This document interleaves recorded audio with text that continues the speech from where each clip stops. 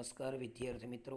આજે આપણે પાઠ 6 જેનું નામ છે વિનોદ પદ્યાની, જેનો ગુજરાતી અર્થ થાય છે મનોરંજક શ્લોકો. તે પાઠનો આજે આપણે અભ્યાસ કરીશું. પાઠ શ્લોક નંબર 1 છે સદા વક્રી સદા ક્રૂર કન્યા રાશિ સ્થિત સદા સદા અપેક્ષતે જામાતા દશમો ગ્રહ. તેના શબ્દાર્થ જોઈશું. વક્રી એટલે કે વાંકો, વાકછળથી યુક્ત અથવા તો કટાક્ષ. ક્રૂર એટલે કે ક્રૂર અથવા તો નિર્દય. બીજો અર્થ છે કઠોર. કન્યા રાશિ સ્થિત એટલે કે કન્યા રાશિમાં રહેલો. જ્યોતિષશાસ્ત્ર અનુસાર રાશિઓ 12 છે: મેષ, વૃષભ, મિથુન, કર્ક, સિંહ, કન્યા, તુલા, વૃશ્ચિક, ધન, મકર, કુંભ અને મીન. કવિએ જ્યોતિષશાસ્ત્રના આ રાશિચક્રની કન્યા રાશિમાં રહેલા કન્યાને પરણેલા એટલે કે જમાઈને 9મો ગ્રહ ઉપરાંત 10મો ગ્રહ કહ્યો છે. પૂજામ અપેક્ષતે એટલે કે આદર સત્કારની અપેક્ષા રાખે છે. જો જમાઈના સ્વાગત સત્કારમાં કંઈ ભૂલ રહી જાય તો તે નારાજ થઈ જાય છે. આ કારણે તેને વક્ર અને ક્રૂર આવા 2 શબ્દોનો અહીં આગળ ઉપયોગ કર્યો છે અને કહ્યો છે. જ્યાં માતા એટલે કે જમાઈ, દીકરીનો પતિ. જ્યાં માતૃ ઋકારાંત પુલ્લિંગ નામનું પ્રથમા એક વચનનું છે. દશમઃ ગ્રહ એટલે કે 10મો ગ્રહ. સૂર્ય, ચંદ્ર, મંગળ, બુધ, બૃહસ્પતિ, શુક્ર, શનિ, રાહુ અને કેતુ વગેરે આ નવગ્રહો છે. ગુજરાતી અર્થ જોઈશું. સદા વક્રી એટલે કે હંમેશા વાંકો. સદા ક્રૂર એટલે કે હંમેશા ક્રૂર. કન્યા રાશિ સ્થિત સદા અને હંમેશા કન્યા રાશિમાં રહે એટલે કે છોકરીઓની વચ્ચે રહે. સદા પૂજામ અપેક્ષતે સદા એટલે કે સદાયના માટે તે હંમેશા. પૂજામ અપેક્ષતે એટલે કે આદર સત્કારની અપેક્ષા રાખે છે. જ્યાં માતા 10મો ગ્રહ આવો જમાઈ 10મો ગ્રહ છે. હંમેશા વાંકો, હંમેશા ક્રૂર અને હંમેશા કન્યા રાશિમાં રહે તે હંમેશા આદર સત્કારની અપેક્ષા રાખે છે. આવો જમાઈ 10મો ગ્રહ છે. શ્લોક નંબર 2 જોઈએ. ટકા ધર્મ ટકા કર્મ ટકા હિ પરમમ તપઃ યસ્ય હસ્તે ટકા નાસ્તિ હાટકે ટકટકાયતે. શબ્દાર્થ. ટકા એટલે કે પૈસા અથવા તો રૂપિયા. હિ એટલે જ અથવા તો ખરેખર આ અવ્યય છે. પરમમ તપઃ એટલે કે શ્રેષ્ઠ તપ અથવા તો ઉત્તમ તપસ્યા. યસ્ય એટલે કે જેના. યત સર્વનામનું પુલ્લિંગ ષષ્ઠી એક વચનનું છે. હસ્તે એટલે કે હાથમાં. હસ્ત પુલ્લિંગ નામનું ષષ્ઠી એક વચન. ન અસ્તિ એટલે કે નથી. સહ હાટકે સહ એટલે તે, હાટકે એટલે કે બજારમાં. ટકટકાયતે ભટકે છે, ટકટક કરે છે એટલે કે બીજાઓ સાથે કે વેપારી સાથે વ્યર્થ બકવાટ કરે છે. ટકટક નામ પરથી નામધાતુ ક્રિયાપદ વર્તમાન કાળ અન્ય પુરુષ એક વચનનું. આ જગતમાં રૂપિયા જ સર્વસ્વ છે. જેની પાસે રૂપિયા નથી તેને કોઈ પૂછતું નથી. આમ કહી કવિ ધનનું મહત્વ દર્શાવી વ્યંગ્ય કરે છે. ગુજરાતી અનુવાદ જોઈએ. ટકા ધર્મ એટલે કે પૈસા જ ધર્મ છે. ટકા કર્મ પૈસા જ કર્મ છે. ટકા હિ પરમમ તપ પૈસા જ શ્રેષ્ઠ તપ છે. યસ્ય હસ્તે ટકા નાસ્તિ યસ્ય એટલે કે જેના, હસ્તે એટલે કે હાથમાં, ટકા નાસ્તિ એટલે કે પૈસા નથી, જેના હાથમાં પૈસા નથી. હાટકે ટકટકાયતે તે બજારમાં ભટક્યા કરે છે. અનુવાદ જોઈએ આખું. પૈસા ધર્મ છે, પૈસા કર્મ છે. પૈસા જ શ્રેષ્ઠ તપ છે. જેના હાથમાં પૈસા નથી તે બજારમાં ભટક્યા કરે છે. ત્રીજો શ્લોક જોઈએ.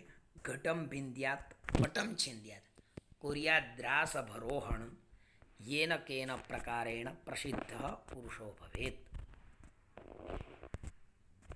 શબ્દાર્થ જોઈએ. ઘટમ એટલે કે ઘડો. ભિંદ્યાત એટલે કે ફોડી નાખવો અથવા તો તોડી નાખવો. પટમ એટલે કે વસ્ત્ર, કપડાં. છિંદ્યાત એટલે કે ફાડી નાખવું. રાસભરોહણમ રાસભ એટલે કે ગધેડું. આરોહણમ એટલે કે ઉપર સવારી કરવી, ગધેડા ઉપર સવારી કરવી. કુર્યાત એટલે કે કરવી.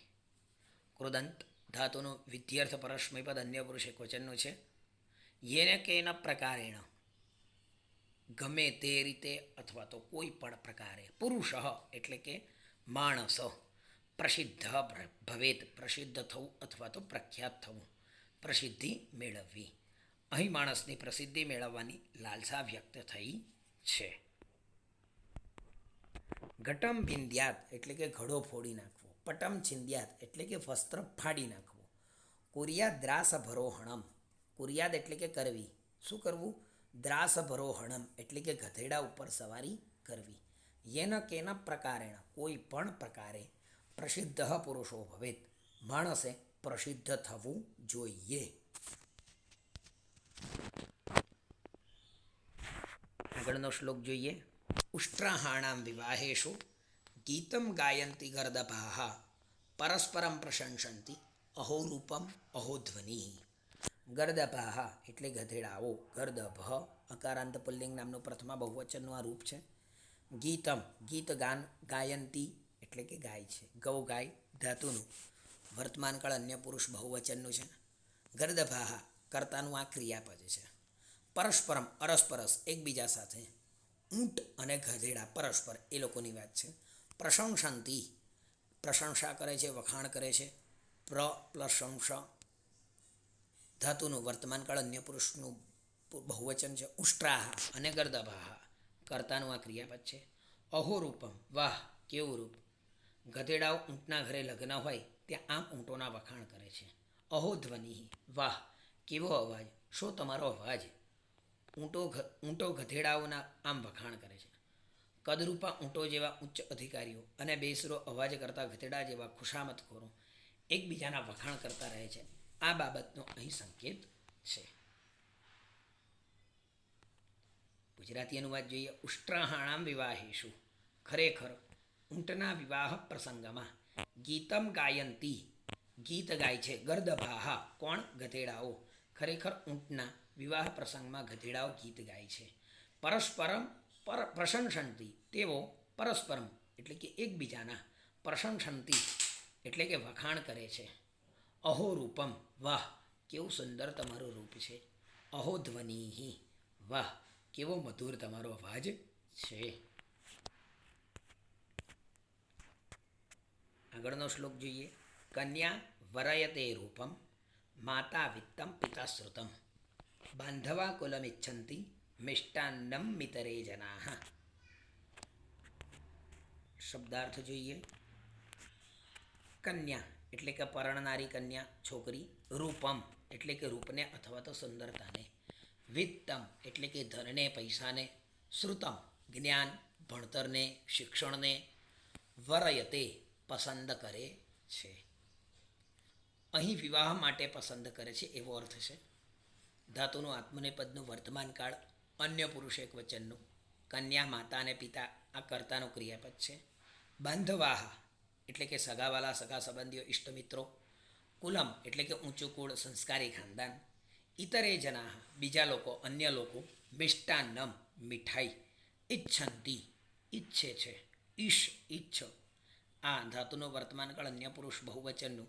બાંધવાહ અને ઇતરે જનાહ આ કર્તાનું ક્રિયાપદ છે. અન્ય લોકો તો ખાવાનું જ સારું જોઈએ, તેમને બીજી કોઈ બાબત સાથે નિસ્બત હોતો નથી. આ શ્લોકમાં જુદા જુદા લોકોના લગ્ન માટેના દ્રષ્ટિકોણ દર્શાવવામાં આવ્યા છે. કોને કેવી જરૂર છે તે અહીં આગળ દર્શાવાયું છે. અનુવાદો જોઈએ. કન્યા વરયતે રૂપમ કન્યા રૂપને. માતા ધનને. પિતા શ્રુતમ પિતા ભણતરને પસંદ કરે છે. વરયતે એટલે કે પસંદ કરવું. બાંધવાહ એટલે કે સગાવાલા. કુલમિચ્છંતિ ઊંચું કુળ એની અપેક્ષા રાખે છે. મિષ્ટાન્નમ ઇતરે જનાહ ઇતરે જના એટલે કે બીજા લોકો મીઠાઈ ઈચ્છે છે. કન્યા રૂપને અપેક્ષા રાખે છે. માતા ધનની અપેક્ષા રાખે છે. પિતા ભણતરની અપેક્ષા રાખે છે અથવા પસંદ કરે છે. સગાવાલા ઊંચું કુળ અને બીજા લોકો મીઠાઈ ઈચ્છે છે. આગળનો શ્લોક જોઈએ. વૈદ્યરાજ નમસ્તુભ્યમ યમરાજ સહોદર યમસ્તુ હરતિ પ્રાણાન વૈદ્ય પ્રાણાન ધનાની ચ. શબ્દાર્થ જોઈએ. હે યમરાજ સહોદર એટલે કે હે યમરાજના સગાભાઈ, સહોદર એટલે કે સગોભાઈ, અથવા તો એક જ માતાના બે પુત્રો જેને આપણે સહોદર કહીએ છીએ. વૈદ્યરાજ એટલે કે મહાન વૈદ્ય ડૉક્ટર. તુભ્યમ નમઃ તમને નમસ્કાર. આ નમઃ જે છે તે અવ્યય છે. અવ્યય સાથે જેને નમસ્કાર કરવાનો હોય તેની ચતુર્થી વિભક્તિ આવે છે. જેમ કે ઉદાહરણ અહીં આગળ આપેલા છે. શ્રી ગણેશાય નમઃ, શ્રી ગુરવે નમઃ, સરસ્વત્યય નમઃ, રામાય નમઃ. આ બધા તેના ઉદાહરણ છે. આગળ જોઈએ અસ્તુ એટલે કે હજો અથવા તો થાઓ. યમસ્તુ એટલે કે યમઃ પ્લસ તુ, જે વિસર્ગ છે તેનો સ થયો છે એટલે યમસ્તુ એવું થયું છે. યમ તો પ્રાણાન પ્રાણો. પ્રાણ શબ્દ હંમેશા બહુવચનમાં જ વપરાય છે. ધનાની એટલે કે ધન સંપત્તિ.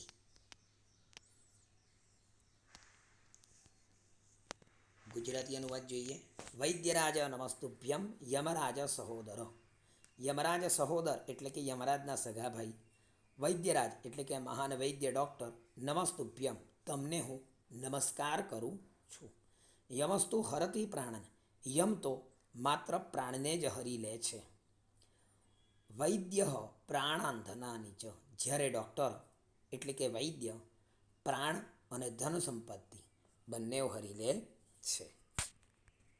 વિદ્યાર્થી મિત્રો, આ વિડીયો આપને પસંદ આવ્યો હોય તેને તમે લાઈક કરો, શેર કરો, સબસ્ક્રાઈબ કરો. અસ્તુ શુભમ. ધન્યવાદ.